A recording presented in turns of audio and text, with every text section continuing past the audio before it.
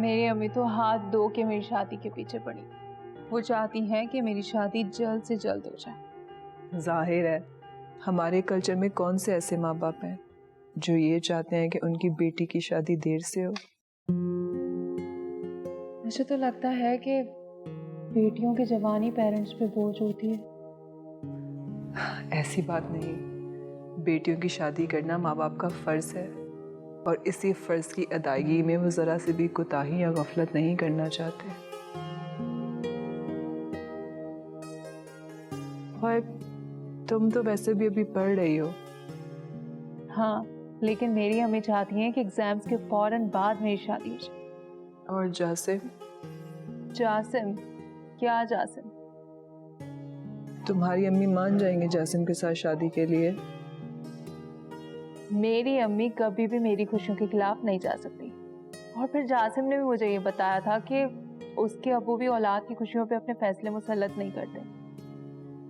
मुझे यकीन है कि मैं जासिम की और जासिम सिर्फ मेरा है।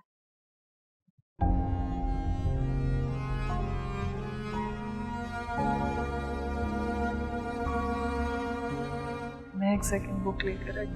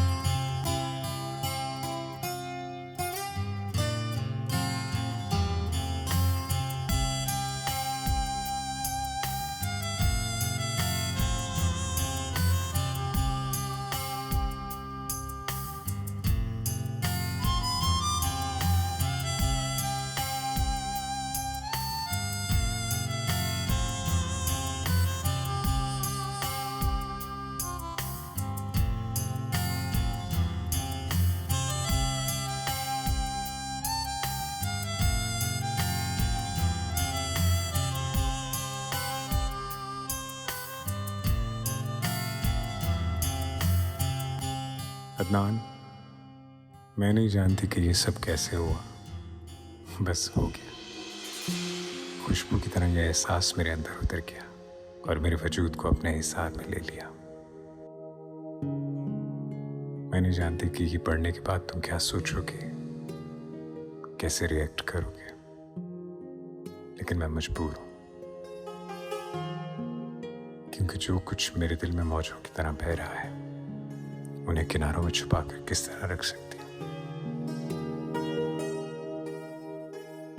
मैं ये भी नहीं जानती कि इस तहरीर के बाद हमारी दोस्ती का क्या अंजाम होगा। मैं तो वैसे इतना जानती हूँ कि मुझे तुमसे मोहब्बत हो गई है।